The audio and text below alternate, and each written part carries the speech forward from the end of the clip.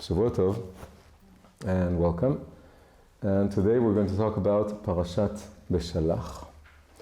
Parashat Beshalach has a lot of interesting things going on. It's the Exodus, it's the parting of the Red Sea, and also it's the first parasha we are introduced by name to Miriam, the elder sister of Moshe and Aaron. She actually appeared in Parashat Shmot for the first time, but anonymously.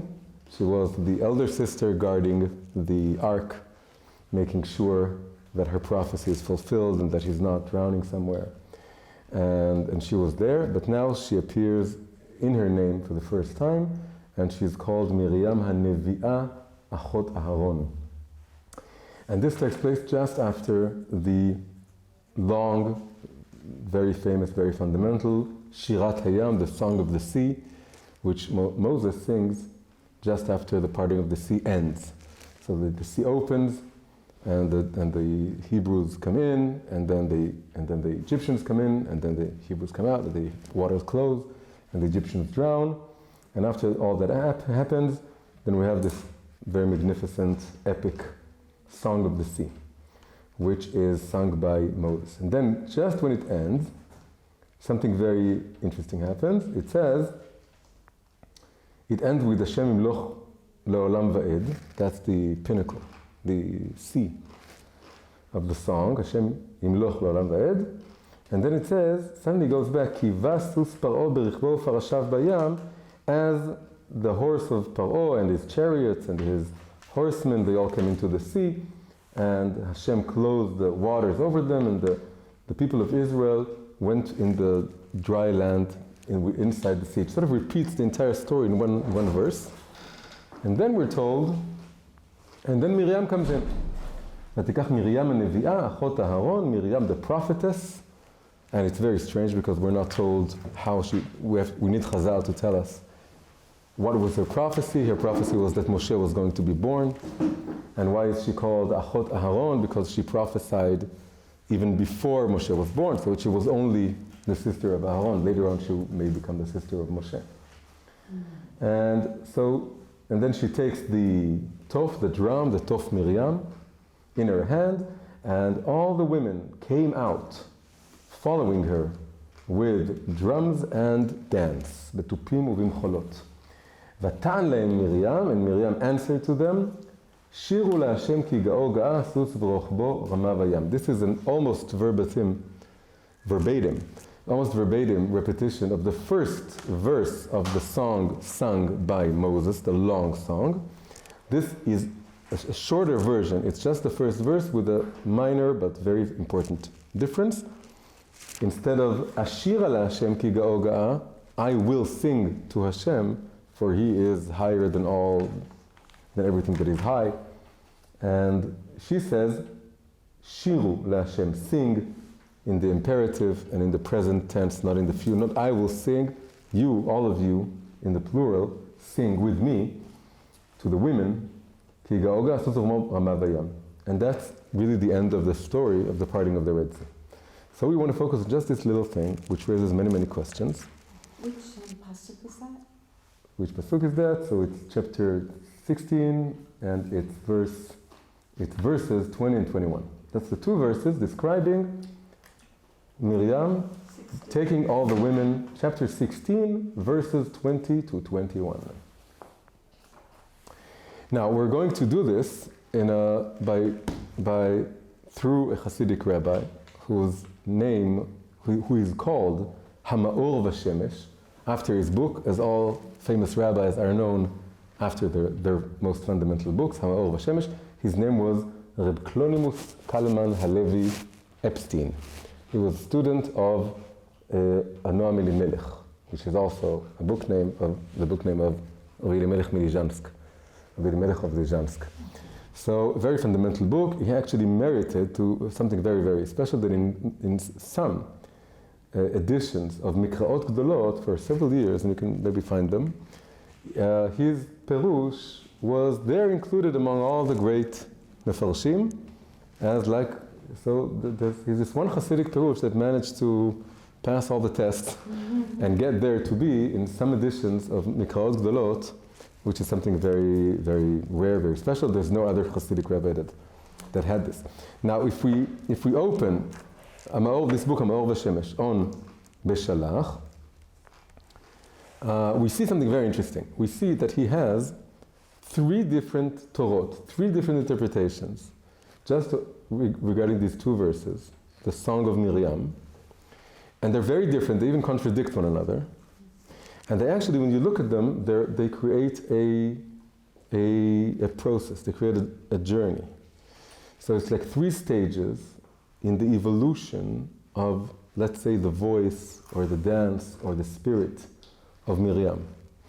And we can look at this as, and so I'm going to sort of state beforehand what we're going to do. We're going to try and read all 3 and understand all 3.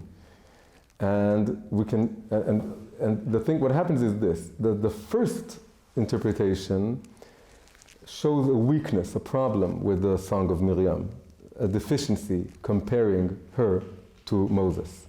In all 3 cases, he compares her song to her brother's song. And in the first interpretation, she doesn't come out so good. She comes out that there was something rash, there was something not so mature, but a bit immature. Then the second Perush, she becomes equally great to Moshe, but in a different way. A different thing, a different way of looking at things, but absolutely equal. And then the third Perush, it's much, much higher than Moshe's song. So that's something very interesting, that he doesn't say this. And we don't know if he said it in the same year or different years, and who edited the book. Maybe you can check, so who edited, he edited, or someone else, I don't know. But the fact is that you have these 3 Torot, one after the other, and the order is, very clearly, an order of ascent or evolution, that first he points out to a way of looking at her song that is less mature or less evolved, less high than Moses' song. And then the second one that is equal, and the third one that it's much higher, that Moshe couldn't even reach her level. And it also has to do, very, very interestingly, with past, present, and future. So we can see that he sort of delineates, we can say, that, we can see Moshe generally have 3 shepherds, right, taking Israel out of Egypt. But Miriam is almost modest and in the shadows. She doesn't have such a big role on the surface, because you see Moshe and Aharon, and Moshe is the leader, he's the shepherd, and then he stutters and he needs help, so Aharon joins him, and then they do all the plagues together, and then Aharon gets this important role of being a Kohen HaGadol. But Miriam, she has this story, and then she has another story which also sounds negative, when she's rebuking Moshe for basically leaving his wife. And then the final story is that she dies. So the first is that she's looking after him in the river, and then this is the second one, and they're all very small. But if you open the Midrashim, just like all the women of the Tanakh, and that's the thing that I wrote this book about this now, and I'm into this, that all these tiny stories, if you open them up, you see that there's so much hidden. And this is an amazing example, because we have 3 interpretations. So we can say that and also Aharon is not called a prophet. So when we talk about prophets, it's Moses and Miriam suddenly. Well, actually, Aharon is also a prophet. And when she compares herself and Aharon to Moshe, rebuking him later on that he left his wife, she's saying we are prophets also. But he's not called a prophet. She's called explicitly a prophet. He's not called a prophet. And even in that other scenario, when she's comparing, she's clearly at the forefront, and Aharon is behind her. And he's sort of joining her. So they really, when we're talking about 2 main prophets in the desert, it's really Moshe and Miriam. So we can look at these 2 songs as comparing male prophecy with female prophecy. Or male, let's even expand this more, male spirituality versus female spirituality. So these 3 Torot, we're immediately going to open, we can see this as sort of evolution of feminine spirituality. First pointing out to the weakness or something that we need to be careful about, something more immature that we know in the world, he helps us pay attention to this, and then it rises to be equal, and then it rises to reveal a light that's far higher than Moses, than the masculine spirituality. So having said that, let's dive in. to the first Perush. So I'm going to read this. So it starts here. So it starts as many of these kind of Torah start with several questions. And the questions are actually going to repeat in all three Torot. It's basically different answers to the same questions, more or less. So it starts, the first question is this. He quotes, and then he says many questions I have over this. So first question. Apparently, the whole pasuk preceding Miriam's song that I told you, there's a pasuk that is that makes it that is sort of wedged in between Moses' song and Miriam's song.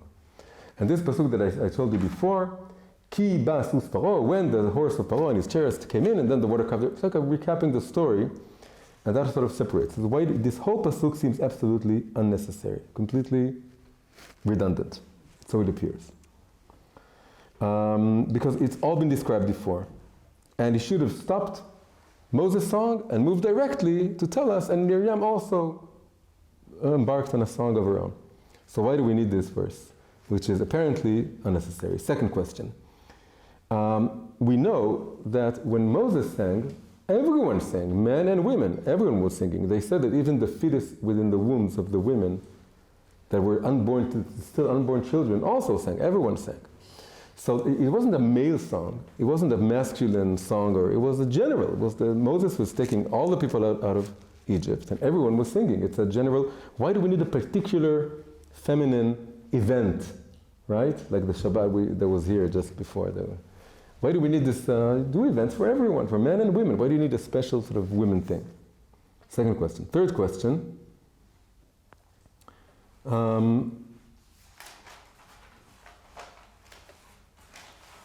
Why does it say that it could sound that Miriam was singing because the Egyptians came into the sea? Because when you have that pasuk before, it's going back to the pasuk before, as the Egyptians, you could read it in this way. As Pharaoh and the Egyptians were going into the sea, Miriam, the sister of Aaron, the prophetess, took the drum and started singing. It sounds as if, what he's doing here, he's going to give an interpretation that her song took place before Moses' song. That it's described later, but it happened, so we finished the story, and then we had his song, and then they go back, the Torah goes back and says, but as the Egyptians were coming in, Miriam couldn't help herself, and she was so excited, she immediately started singing. They were in the sea, between the walls, the Egyptians were coming in, and the water were coming down, and she had to sing. She burst out singing as it was going on. That's why it was so short. And then only in the end we had sort of Moshe summing it all up with this great song that you need time to write it, or at least be inspired by it. And so it sounds like this way, and it was very clear that the long song, Moses' song, was after everything ended, and not only did the water come down, but the water sort of the waves carried to the shore all the treasures of the Egyptians, because one of the things we know from the Midrashim is that they took all the gold from the Egyptians following the singing of the sea. So that's again, it's another big question. And now it says something like this. It says singing, all singing, comes out of love. When we're serving Hashem, there's love and there's fear. There's two basic emotions. And the Baal HaTanya, the Alter Rebbe of Chabad, he describes love and fear as the two wings of the soul. And you need to have both. You can't fly with one wing. You need to have both love and fear. But the thing is that there's a kind of ladder between how love and fear operate. It's always a big question, sort of what comes first? What should come first? Do we need the fear of Hashem, or first do we need the love of Hashem? Love of Hashem is the feeling of closeness. That's what love of Hashem is. I feel, and that's where singing comes from. I feel close to Hashem, and that's the feeling of affinity or closeness, and also similarity maybe. That is close to me, that's the feeling of love. Feeling of fear, it's not fear of punishment, that's a negative kind of fear. The positive kind of fear is a feeling of being far away, being separate, that Hashem is so great, I can understand Him. I feel awed, right? It's a feeling of awe. It's not really fear, it's a kind of awe.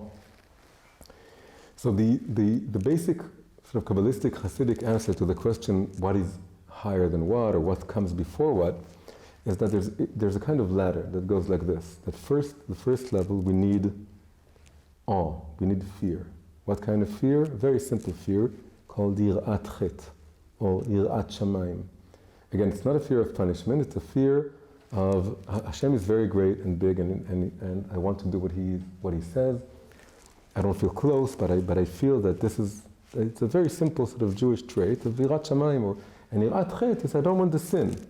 It's not the fear of the punishment, it's fear of the sin itself. The sin itself is a negative thing, and there's a feeling and that's a most basic element. Sometimes it happens that in order to awake people to tshuva, they're sort of given as a gift a feeling of love before they can work on their fear. But that's something that comes from above, because I don't know many people who did tshuva because they suddenly had this feeling of fear or separateness.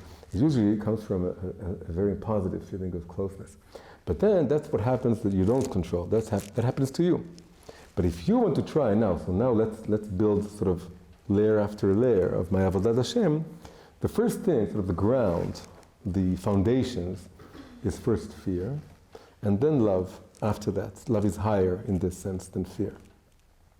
But then it becomes more interesting and complicated. Then you have two more levels. So first you have a lower kind of fear and then a lower kind of love, but then as the love sort of matures and blossoms, a new and higher kind of love emerges. That's a third level, a third floor. And what is the difference between the two kinds of love? The first love has to do with things that I experience, that I can see, the goodness in my life, the beauty of nature, the beauty of Hashem's presence within my life. And then a higher kind of love and it takes time. And this higher kind of love is a love even for what I don't see. So the first kind of love is called Ahavat Olam, has to do with this world, with what I can experience in this world. And the second is called Ahava Rabbah. It's a greater, boundless love, which I can experience even when I don't feel, not everything is obviously good. I'm not sure what's going on, maybe some things are negative, but I still very much believe and feel that Hashem is with me despite the fact that I don't see Him. Ahava Rabbah. But then there's a fourth level, and the fourth level is again Yir'ah. The order here is Yir'ah, Ahava, Ahava, Yir'ah. Fear, love, greater love, and then fear again. And the higher fear, What's the last one again another fear, another new kind of, higher kind of fear, which is called Yir'at HaRomemut. That's a fear of, again, it's an awe more than a fear. It's an awe, it's a much higher. So we can see that the two kinds of love, they're adjacent, and one is sort of emerging one after the other. But the two kinds of fear, they take the two extremes. One of them is very foundational, it's very basic, and you need to see people who have this, and oh no, I don't want to eat on kosher. Oh no, it's not kosher, I don't want to eat. It's something very basic. It has to do with not doing Isurim. That's what it has to do. I don't want to do Isurim, and I do want to do mitzvot, and I don't want to do Isurim. But then you have the first kind of love, then the second kind of love, and then you have another very deep kind of fear, which is a fear that is of realizing, internalizing just how boundless and unfathomable is God. It's like almost when you know someone and then you love him and you love him more and more, the more you get to know him, the more you love him, but there's a certain level, a certain degree of knowing someone that you realize that there's something infinite about them or something very deep that is ultimately unknowable. And that's a feeling of distance, not of closeness. So the depth of love is again a kind of fear. Now the higher two, fear and love, the Ahava Rabbah and the Yir'at HaRomemut, they can go hand in one of their the distinguishing marks is that they don't feel like a contradiction at all. The lower two, fear and love, that's the question everyone has. That fear is a feeling of being far away, and love is a feeling of being close, and they sort of contradict. And that's why it's a question. But when you get to the Ahava Rabbah, and you get to Yirat HaRomemut, and again, you can imagine, you can picture this in relationships, that you have, that you can simultaneously feel very, very close and very, very far away, and there's no contradiction. It really goes together with the depth of the relationship, with the depth of being really connected to someone, that you know there's something about him that you can never really know, but you also really intimately know them also. So it's the same goes for Hashem. Now, again, I'm not going to read every word, but I'm going to say what he says. He says, both songs, all songs, come out of love. But Moses' song came out of the higher love, which balanced fear and love simultaneously. Because the highest degree is the Sirat HaRomemut. And he brings this beautiful Rashi that is interpreting a verse in Vayikra. The verse says, V'ithalachti b'tochachem, I shall walk among you, Hashem says in Vayikra. And Rashi says, this amazing description, I'm going to take a walk with you in Gan Eden, in paradise, but it wouldn't be, you wouldn't sort of shudder or back away. You'd be able to be with me in Gan Eden. And then he says, could it be that there will be no fear when that verse is actualized, when it happens? That Hashem will walk among us? Will it be without fear? No, it'll be with both fear and love simultaneously, and they won't contradict. We'll be able to be very close to Hashem, so to speak, walking together in the Garden of Eden. But on the other hand, we will also have fear, and there will be no contradiction. And Moshe, in his song, he was able to reach this combination. Why? Because he waited. He waited for everything to end. And when everything ended, that's like the kind of wait that helps you build all the levels. That first there's fear, and then there's love, and then there's the higher kind of love, which, as I said before, takes time to blossom and emerge. And it's a more mature, deeper, it's not an impetuous kind of love. Wow, I see Hashem here, and Hashem is here right now, this moment, let's sing in joy. That's the first kind. What happens when suddenly things won't look so good? And Hashem will disappear. Will you also be able to love Him? So that's another test. That's another stage you have to go through. For this you have to wait. You have to wait. You have to be more patient, and you have to let things, and then the higher kind of love can blossom, and then it will go together with fear. And then you can walk with Hashem in Gan Eden, in Garden of Eden, fearing Him and loving Him simultaneously. Because Miriam was impetuous, she was so excited by the miracle. Again, the interpretation here is that her song preceded his song. She was so excited, the Egyptians were coming in and the waters were coming down, she couldn't help herself, and immediately she stopped. Before the lower level kind of love evolved, matured into the higher level kind of love, she burst out singing, and then she wasn't able to get to the higher kind of fear, which is really the highest level that you need. So it was a love that at that moment a little bit forgot about fear, because as we said, the lower fear and the lower love, they're mutually exclusive in some way. You first this and then this.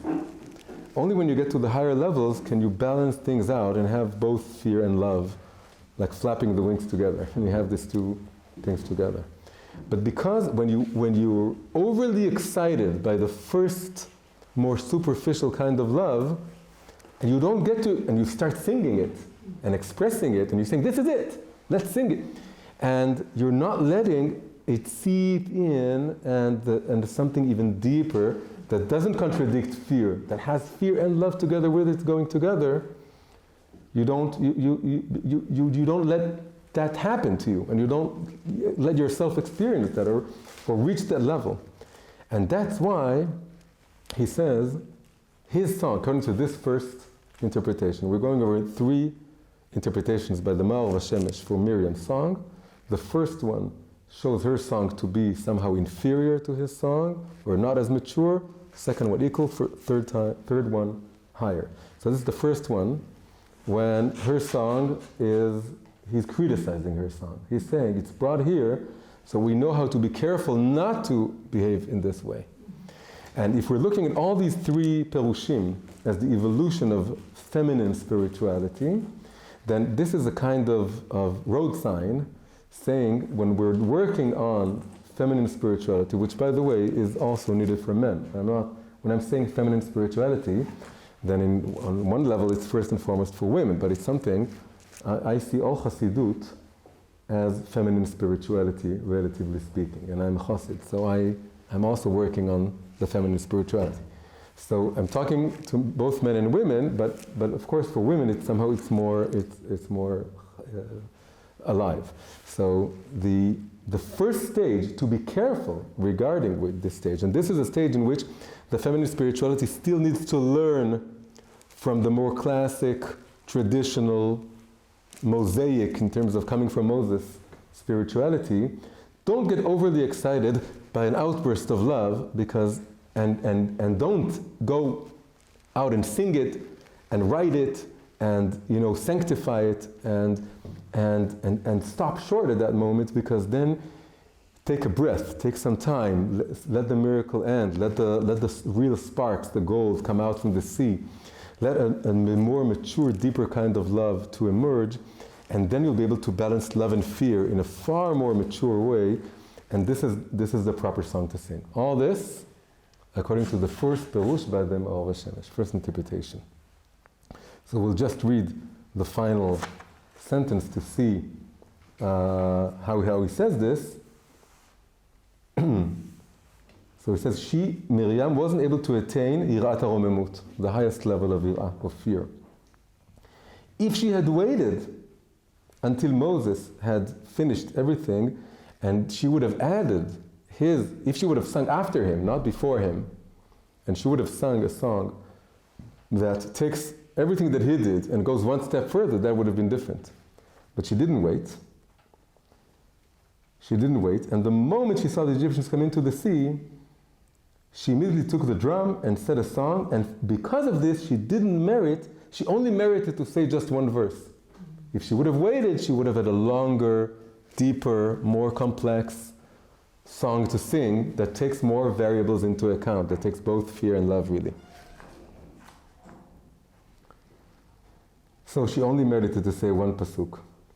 And this is why it happened immediately after the verse, as the Egyptians were coming in. And she only had love and she didn't have fear, because the lower kind of love is the lower kind of love and fear are mutually exclusive. You need to wait for the higher level to appear.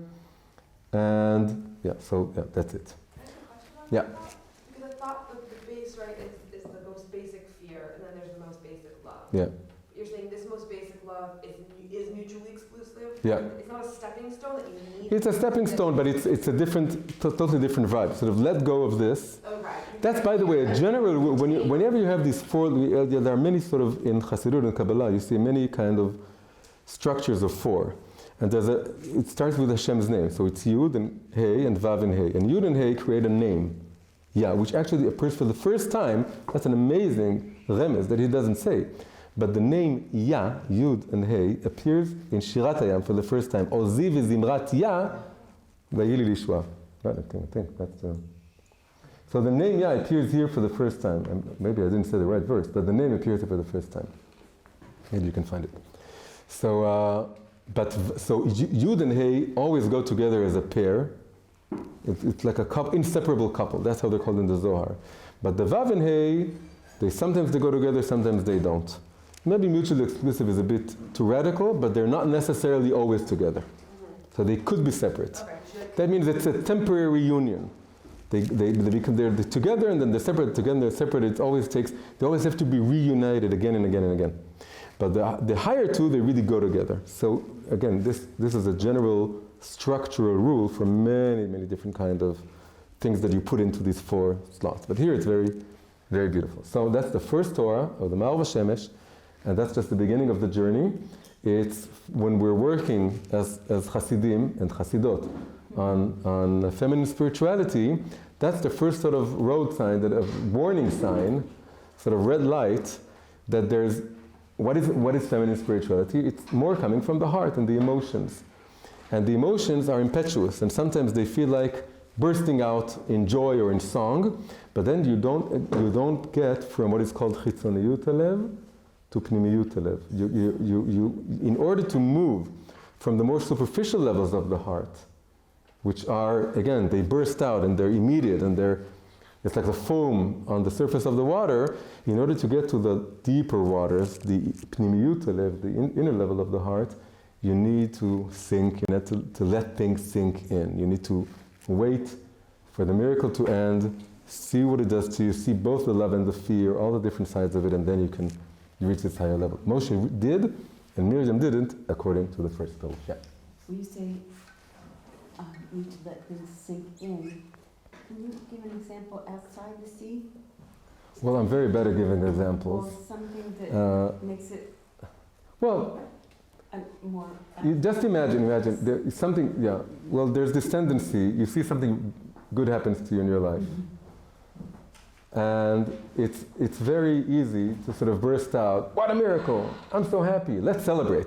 And the whole idea of celebrating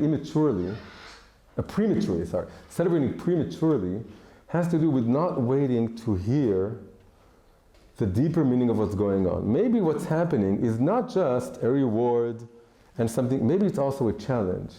Maybe it's also telling me that I need to work on being very careful regarding something, not just being overjoyed. And so letting the lower kind of love is like a lower kind of excitement like and happiness and positive feelings. He stayed like stable. He didn't get too excited or too depressed. So I don't know right now. That's sort of this. It reminds me of myself sometimes when I write a blog. When I first write it, I get excited. First draft of writing something. You shouldn't publish it right away. Wait. So the first draft, a lot of emotions. Yes. Or you're being excited when you're dating. You're young and you're dating, and then you meet someone, and it's exciting. But you have to wait more. Every emotion has these layers to it. And also the thing is that the deeper layers, they go along with what I call fear, which fear is the things I have to work on, the things that I shouldn't be sort of resting on my laurels and saying, I'm getting this wonderful reward from Hashem. No, Hashem is calling me to do some work, to work on something, to check. And that's more challenging, right? Fear is where I'm not. And love is where I'm at. And it's always nice to be excited about what I have. But fear is about what I don't yet have and I need to work on.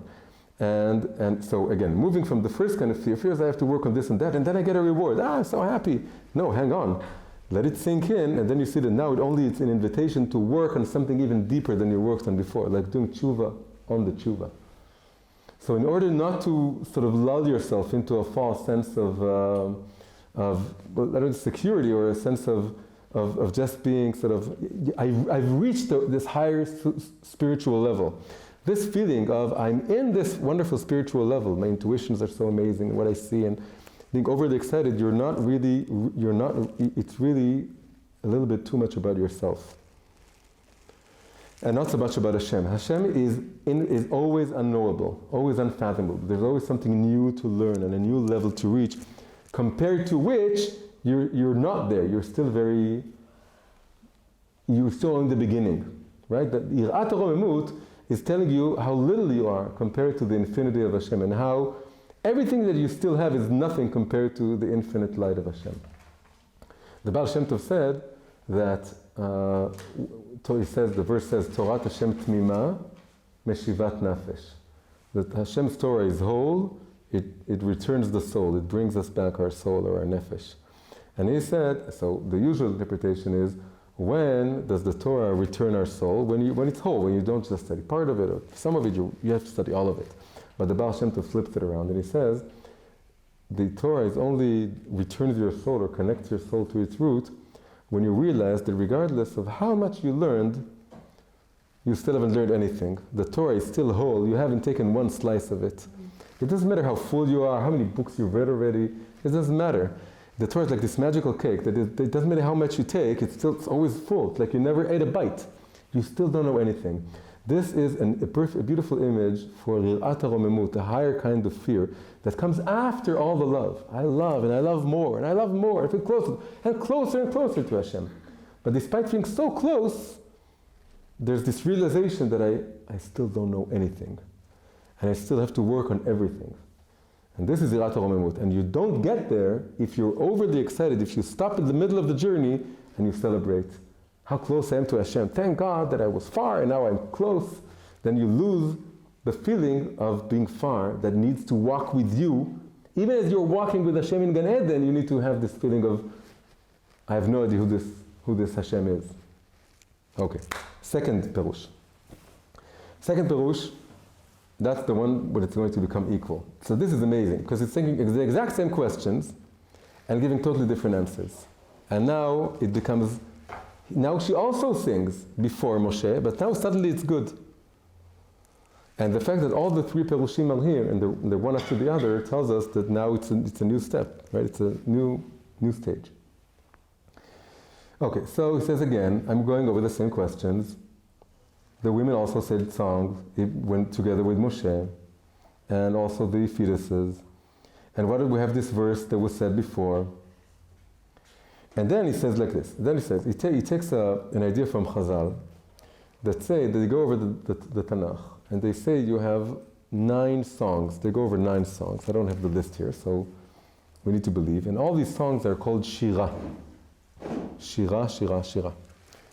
But then, there's a verse in, I think it's Isaiah, which is Shiru leHashem, also the Psalms. Shiru leHashem Shir Chadash. And he said, the Chazal say that the 10th song has not yet been sung. It'll only be in the future.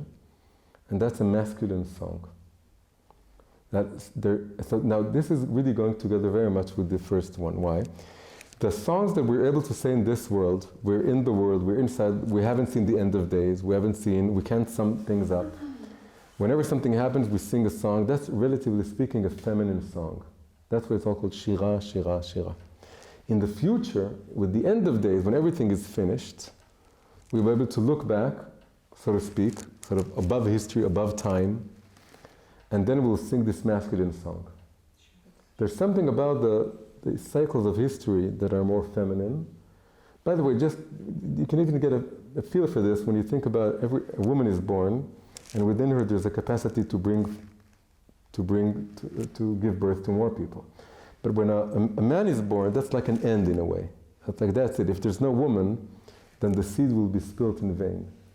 So of course you need both men and women to give birth, but the fact is that a woman is being born and she herself is a vessel for another birth, and the man isn't. So there's something about the cycle of rebirth that is embodied in women more than it is in men. And men. In mathematics, it's called fractal mathematics, when there's like an element that is like infinite on every level, and contained within it the same thing. Yeah, I know what fractal is. I'm not sure it's the best metaphor in this case. You're saying because like a woman includes within herself the future generations, sort of like a fractal that are. Yeah. Maybe that can be said regarding men also, because the seed, you can say again in the same way, contains, or Adam contained all the souls in the future. But anyway, the point is being that there's something about the end of times, just like Moshe is summing up the miracle at the very end, right? He's waiting for everything to finish, and then he sings the song. The same is that in the future, and that's what Moses is referring to when he's saying, Ashira la Hashem ki ga'oga.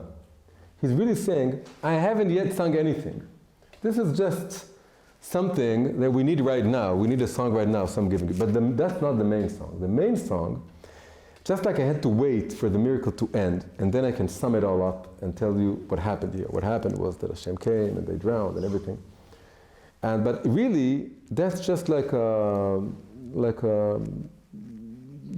pale sort of version, or whatever we can say right now. We really have to wait for everything to end. We have to wait for the final redemption, not just the redemption from Egypt. We need to wait for all the exiles to end and the final redemption to come. and then I'll be able to sing the real song to you. So just so you should know, you haven't heard anything, and the real song will only come at the end of days. Ashir ala Hashem, which song will that be? The masculine song, Shir ala Hashem, Shir Chadash, as opposed to the feminine songs. But then it says like this, but Miriam Nevi'ah. So he phrases it like this. She says to herself like this. She says, well, I can wait. Like Moshe is telling us to wait. We can wait till the end of days. And then there'll be the masculine songs. But I'm still going to be female. I'm still going to be a woman. Even when the end of time comes, and generally speaking, we'll be outside of time, right? Again, the rhythm of time, the cycles of time, it's feminine, but then the end of days is masculine.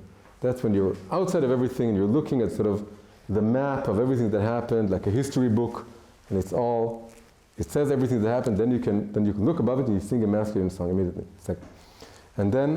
But she says, but if anyway I'm going to remain a female, I might as well, and my song is a feminine song, I might as well sing it now.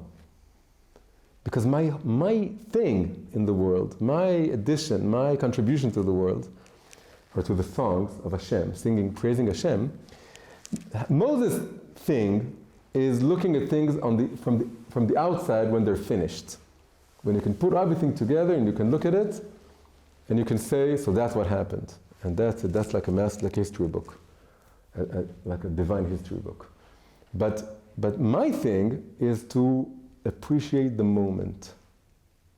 If there's now a song to be sung, I'll sing it. That's why she burst in. So it's the same thing. She's bursting into song in the middle of the miracle, but except now he doesn't criticize her. He says, this is an amazing thing. That's her thing to do. That's the other side of the coin of the first Pirush. The first Pirush warned us against being overly excited by the present emotion and not letting a deeper emotion blossom from the first emotion, or experiencing a deeper kind of love which goes along with fear. Now we think, but the other side of the story is, if you wait too long and you keep saying, well, only in the end will I have the perfect balance, and only in the end will I be able to sing the perfect song, and only when I see everything coming together will I be able to really understand Hashem, and until then, I can only say I will sing in the future. She's saying, no, come on, there's something amazing going on right here, right now. It's partial, okay. So what if it's partial? So what if it's just a glimpse of Hashem's powers, and it's not everything that's in His power to do, and it's not the final redemption? So what? There's an amazing light right here and now in the present, and therefore she's complementing Moses' song in a very important way. So it's just unbelievable that the same person is saying these two Perushim, and they're put in the same book one after the other, because they're go in totally different directions, and they take this notion of singing at the present moment, and it really shows us the two sides of it. You have to be careful, but you also have to let yourself do it. And that's the same thing that we were critical of, we have to also to appreciate. Yeah.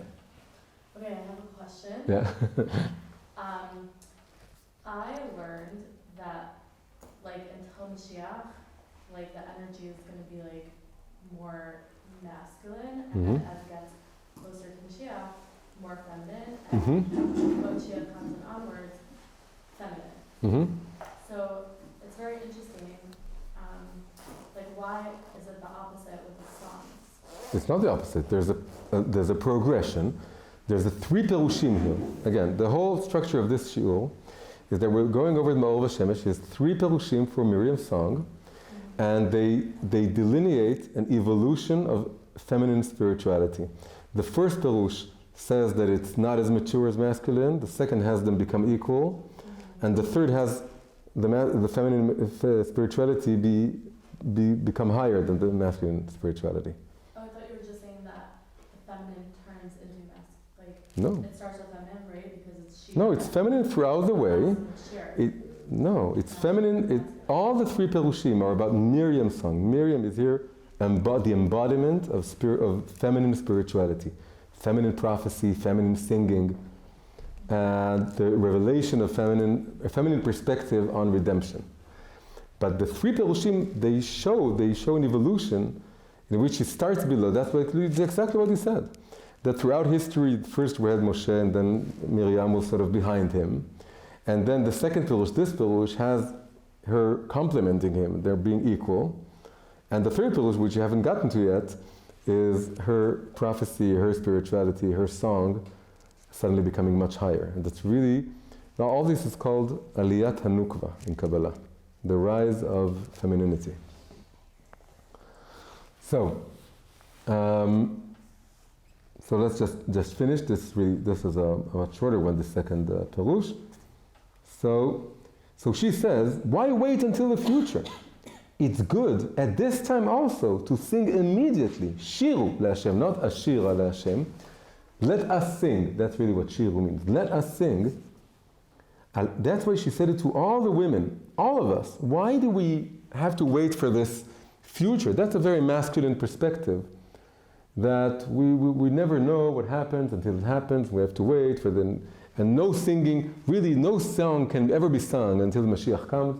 And only then can we really sing songs. So now we're doing something in order to maybe let's say Yedei Chova. We need to sing a song, so this is a song that we have, but really the only real song will be in the future. Why do we need this, we women? Says Miriam to her friends. We don't need, that's for the men, to wait until the end of days and look back and then sing their song. We can see that in this imperfect world, as we're in the middle of the journey, in the middle of the process, there are things to appreciate and things to say thank you for and to praise and to sing for. And we're going to sing it, and this is our song. It's not only like a draft for a future song. We're singing our song. We can sing it right now. We can do it right now. And we should say immediately, right now, a song to Hashem. There's no point to wait for the future. So again, that's the second Pirush of Ma'or Vashemesh. And now we're getting to the third one. The third one, as we said, that's really the most amazing one and the most messianic one. Okay, so it goes like this. So this time he has new questions. So the first two were two parts of the same coin. Here he's adding some new questions that we didn't have before. Actually, the second one also added the question of the past versus, future versus present tense. Ashira versus Shiru, which the first Pirush didn't address. So now we have the third, and he says like this. So questions are, it says, Vatetzena kol hanashim acharah. All the women came out. Where did they come out from?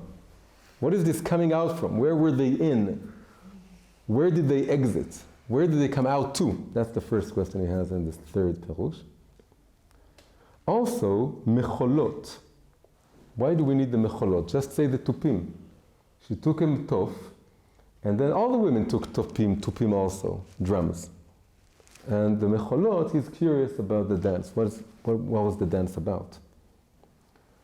And no word is, of course, redundant. Every word is meaningful. And then he goes back to the question of future versus present. Now, he says, so machol is not just a dance. Machol is a circular dance. Machol is, when Chazal describe a vineyard, they say that around the vineyard there is a circle. It's called machol hakerem. We also know the connection between machol and kerem from the dancing of the maidens in Tu B'Av and Yom Kippurim. Lo hayomim tovim l'Yisrael. There were never days that were as joyous and good to Israel as Yom Kippurim and 15th of Av. And the women came and danced in the vineyard. So they have this circle around the vineyard called machol. And then you also have doing a circular dance within the vineyard. That's something very feminine. And generally what he's going to go into now is the image of a circle, which symbolizes femininity, and the image of a straight line, which symbolizes masculinity. And in a way, and he also connects to the second Pirush. The second Pirush had the masculine song we can sing at the end of days. So first we have to get there in a line, and only when we're there at the very end of it is the line fully drawn. But there's something about a circle that doesn't have beginning or end. You don't have to finish a circle in order to be able to appreciate it. Every moment, every point is an equal distance from the center, as opposed to a line that you have higher and lower. And you need to get to the end to appreciate everything. You need to get to the top to see something. But in a circle, you don't need to, because there's no top.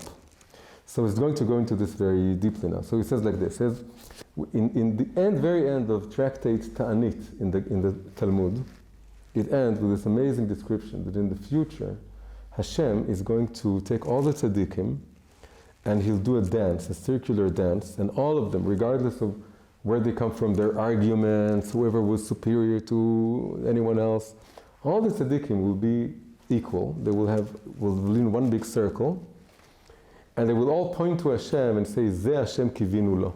This is what we were hoping for and longing for. And in a way, it's a kind of metaphor for what happens. You know, there are many arguments in this world. You have some very harsh arguments, right and left. Every issue that they have, think of the biggest issues, like, I don't know, abortion, homosexuality, whatever, biggest issues. People are arguing. And sometimes when those argues, you know, they don't get anywhere sometimes, most of the times. And then I was in this argument once, and it ended in both of us agreeing, we really can't wait to be at the end of days in the other world to see if I was right or you were right or we were both right or wrong in some way, and we're very curious to see, we have to meet on the other side and see what happens. And there's, in a way, the Chazal have this very harsh argument about how to understand the Torah. And this image that they're all going to be in a circle is everyone will see Hashem from his perspective, and we'll see how it's all mutually complementary, how it's all integrated. Each one saw Hashem from his perspective, and it's all true. Ze Hashem kivinu lo. The very end of Ta'anit, tractate Ta'anit in the Gemara. So it says, Atid HaKadosh Baruch Hu lasat machol tzadikim. Hashem will do this circular stance to the tzadikim. He will sit in the center. Everyone will point in his finger and say, this is Hashem that I was longing for. And of course, they will all agree. They will all see the truth of everything, right? And another way of saying this is that in the future, all the tzaddikim will say, you were right.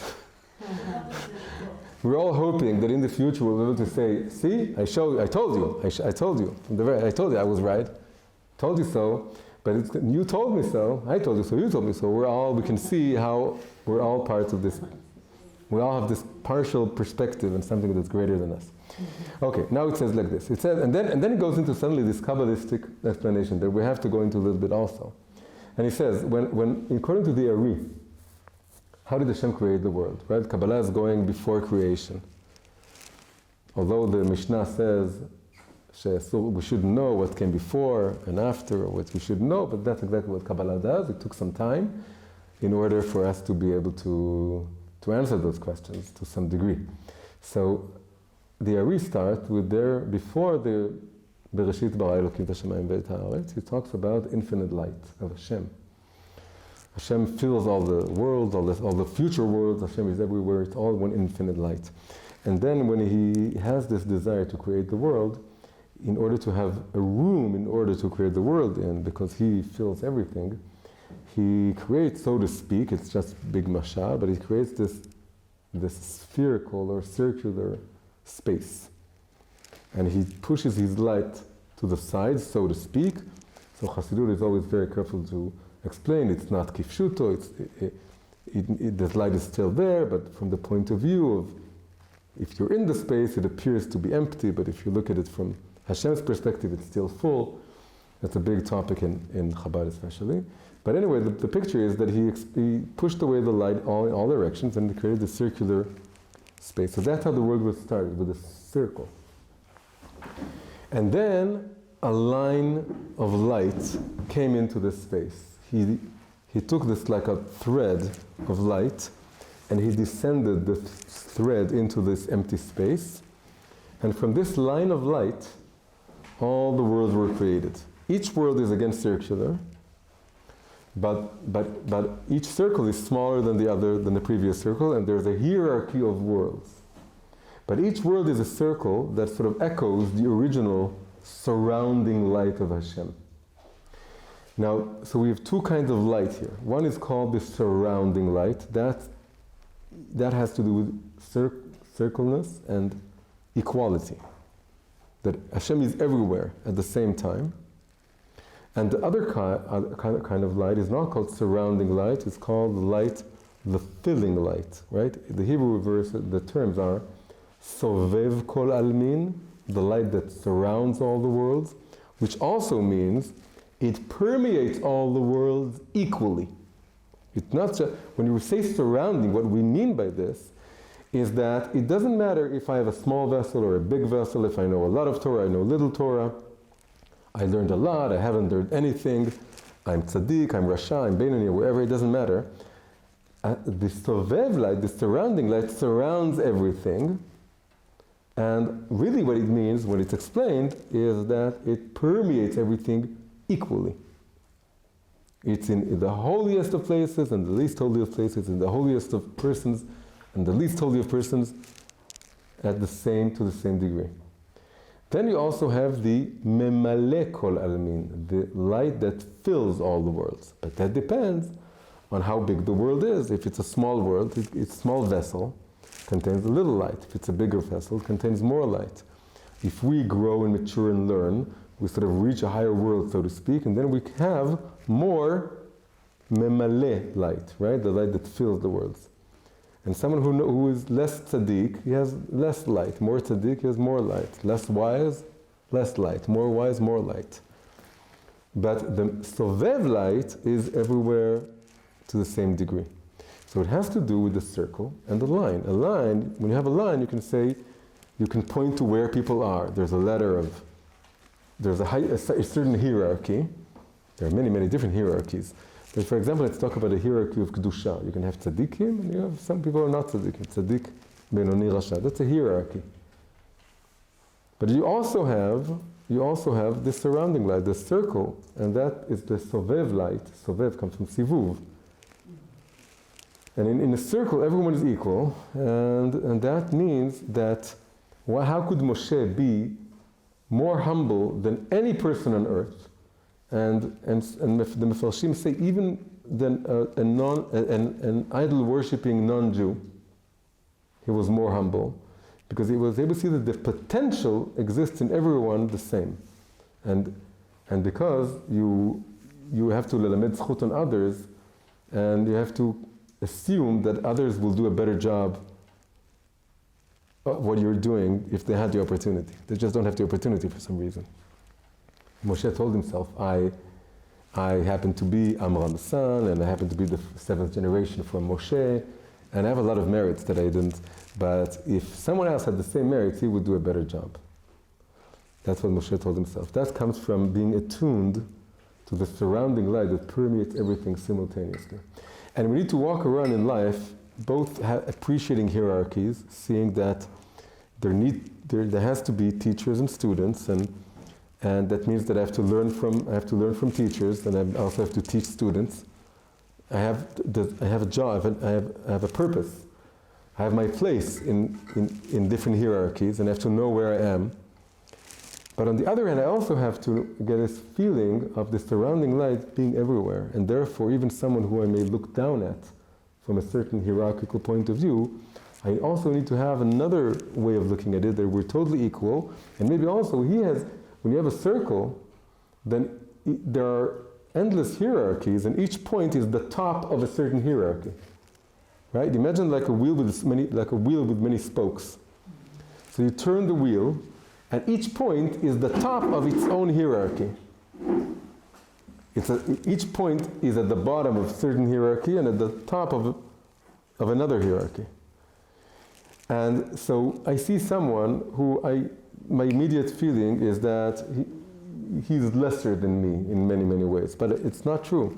There's a certain perspective, if we go to the dance of the tzaddikim in the future, if I turn the wheel, I can find the perspective that he knows something, is good at something, appreciates something about Hashem, that he does it better than anyone else. And from the circle point of view, from the spiritual perspective, everyone is the best at something, is the best. If you just have to turn the circle so he becomes the top point, regarding that line, he's the best. He knows, and that we all become equal because there's really endless hierarchies, endless ways of looking at things, And each person will be the best, like the king of his own universe, of his own planet. What source are you quoting, if you don't mind? So he says this, he's always saying this here. That every person is the best at something in terms of He spiritual said, potential. yes.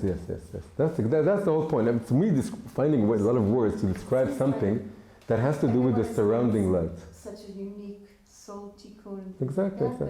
That wouldn't really be necessary. You see what I'm saying? If we're all in such an individual, unique soldier. Well, just this language, just saying. Why can't somebody, one soul is very high and better than everything than the other soul because this soul has one little thing to fix and this soul has 50 things. Yeah, but okay, but then you let's do one step after that. Go one step ahead. If each one is individual and has their own tikkun, and this person's little tikkun, that's his 100% that he has to do, and this guy's big tikkun, that's his 100%, then in a way, then they're equal, because this is his 100 and this is his 100. That's his tikkun. This tiny little thing that he has to do here, that's what he has to do. And so someone has to be a king of a whole nation, and someone has to just take care of a little garden. And you can say they're all individuals, why compare them? But you can say that that's how they're equal. That's exactly how they're equal. Each one is doing what he's supposed to do to the best of his abilities. And regarding that sphere of that realm of whatever it is, he's the king. So the king of the nation and the king of the little garden, they're equal in the sense that each one is taking care of his own kingdom. That's the whole idea. The whole idea is that just by saying everyone is unique, that's exactly the circle thinking. Circle thinking is there's no high and low. Each one has his own thing. And so again, when there's one circle that I can say this is the king and this is the gardener. But there's another perspective, the perspective of the gardener, in which taking care of nations is ridiculous, that's not interesting.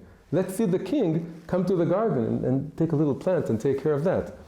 And you just have to turn the circle. When you have the circle point of view, everyone has their own thing, and there's no way of judging which is superior to which, because it's adopting different perspective. And the equality of perspectives, being like the knight of the round table, there's no king or knights. Everyone is equal. So imagine sitting at the circular table, and everyone feels that he's at the head of the table. He has this. From his point of view, this is the center of things. Now, from another point of view, it's a hierarchy. So let's try and read this from here and see where he's getting to. What he's saying is this. He's saying Moses' song came from a linear perspective.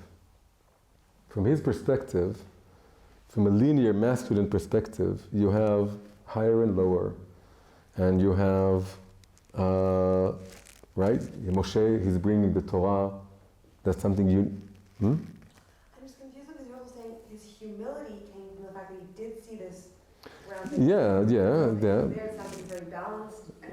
Yeah, but not in this situation. In this situation, because I referred to him, that was confusing. So, but in this situation. So let's see how he says this. He says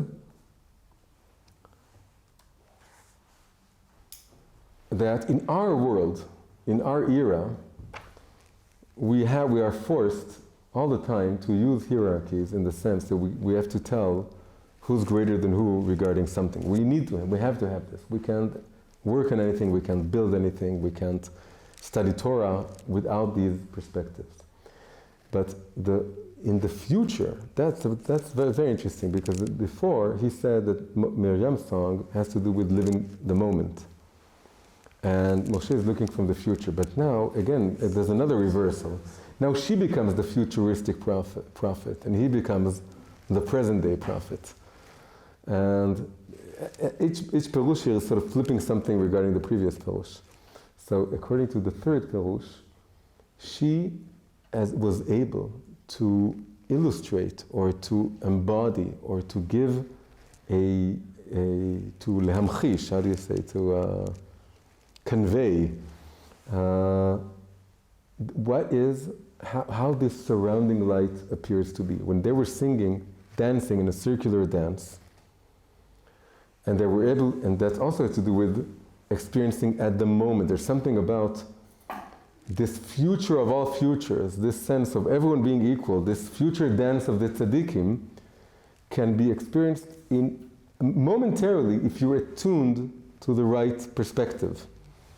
The hierarchy will only be completed when we're all climbing to the top of our abilities, sometime in the future. But because the surrounding light permeates everything simultaneously at each and every moment, then a woman prophet, a feminine spiritual type like Miriam, can adopt this perspective right here and now. You can see that there's Moshe and Aaron, and there's the hierarchy of the Jewish people, and the Egyptians are drowning, and everything, there's a hierarchy for everything. But you can also suddenly step back and see how everything is equally good, and all perspectives are equally. And he says here that that's why we're doing Hakafot, both in Hoshana Rabbah and immediately afterwards in Simchat Torah. In Hoshana Rabbah, it has to do with praying, or hoping for rain, praying for rain. And in Simchat Torah, it has to do with being grateful for having the Torah. But Simchat Torah is a perfect example. Simchat Torah, you don't study Torah in Simchat Torah. The Torah book is closed, and everyone, the biggest Talmid Chacham and the lowest Am Haaretz, who is maybe even illiterate, they're all dancing in circles, hakafot, with a closed Torah book. Why? Because they're connecting to the surrounding lights. And in the future days, when the surrounding lights will be clear to everyone, we'll see how the biggest Talmid Chacham and the most illiterate Am Haaretz, they each had their perspective to contribute. When throughout the days of the year, the books are open, then the illiterate one can't read, and the wisest one is teaching everyone else. But when the books are closed and you start the circle dance, then they all become equal, they're equalized. There's a story here in Israel, there was this famous journalist, and he grew up Haredi, ultra-Orthodox. And then he lost his faith, or he distanced himself, and he became very, very well-known secular journalist, an art critic. And one day he said what caused him to leave. And it was just one sentence uttered by his Rav in the yeshiva that so offended him so much he couldn't. At that moment he said, I'm through, I'm done with this, I'm leaving. What was it? It was Simchat Torah. And he was dancing with all the yeshiva bachos together, he was singing together. And then his Rav told him,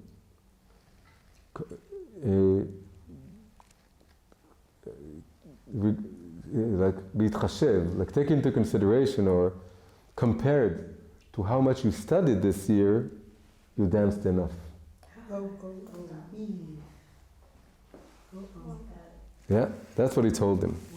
And that's like, so he wasn't that big of a student before, but he was still there, and he was willing to be there. But when he said that, compared to how much you learned this year, you danced enough, so it was this cynical stab. Now this comes, right, it was a non-Hasidic yeshiva and Rebbe and everything, and it comes from, where does this come from? This comes from an overly hierarchical way of thinking. That when the books are open throughout the year, you can see people who learn more, people who learn less, you have this hierarchy. But the whole point of Simchat Torah is to let go of to squash down all the hierarchies and put everyone in the same circle, and have the simplest of Jews dance and sing with the most sophisticated, because then there's no really difference. Because, like we said, Torat Hashem Tmima, that even those who learned much, no, they haven't learned anything. They don't know anything yet. The books are closed. I don't know any book of Torah. I don't know Aleph. It says the Baal Shem Tov, before he came to Eretz Israel, he forgot all of his Torah, including all of the alphabet. He forgot everything. And then he needed to be reminded of Aleph, and that helped him remember Bet, and so on, and then he remembered all the Torah. But before you get to a new world, you have to feel that you don't know anything. And this comes from the surrounding lights. And that Rav, of course, that told him this terrible thing, he wasn't in Simchat Torah. He was still in a regular, hierarchical, linear thinking that compares. He didn't understand the first thing about Simchat Torah, that the whole idea of Simchat Torah is that you yourself don't know anything. Maybe he knows more than you do. You don't know what he knows. Maybe he knows something about maybe the little Torah that he learned. He appreciated something that you never saw and will never see, and he needs to be your teacher regarding that point. That's the whole point of Simchat Torah. The whole point of Simchat Torah is like the Baal Shem Tov sending his Talmidei Chachamim to the simplest illiterate Jews who could only sing or blow the flute or say kukuriku, and tell them you know more Torah than them, but they can teach you something you don't know. They know more about emunah than you do. They know more about devotion than you do. We're all equal. The whole point of Chassidut is bringing the surrounding lights more and more and more into this world, and letting go of the hierarchies, the judgmental hierarchies in which we experience ourselves to be higher or lower than other people, and seeing how you can learn something from everyone. That's the whole point of Simchat Torah. And what Miriam did, that's what he's saying. She did Simchat Torah at that moment. The Torah wasn't even given, but she did Simchat Torah at that moment when she said, let's do the circular dance and pull down the circular, all-embracing, all-permeating light of Hashem that shows how we're all equal. That's a feminine, that's the apex, the climax of the evolution of feminine spirituality, in which he's even saying, once that is reached, so paradoxically, I'm saying this is higher than masculine spirituality, but now I'm using a hierarchy. So the hierarchy exists. It says these lights are higher than masculine spirituality lights because the circle preceded the line. When Hashem created the world, first there was the circle, but what the circle really does is that it equalizes feminine and masculine spirituality. And they really all become equal. Then we see really the circle is closed. Because then we see that there was room for Moses' spirituality to be higher like in the first Perush, and there's room for the feminine spirituality to be higher like in the second and third Perushim, and really they're all equal. And we need both the feminine spirituality and the masculine spirituality at the same time. Hi, if you've gotten this far, you've probably enjoyed the class. If so, please consider supporting me on Patreon. Patreon is a platform designed to help independent creators receive financial support from their followers. These classes take time and effort to make, and any amount really helps. You can check out the link to my Patreon account in the description below. Thank you.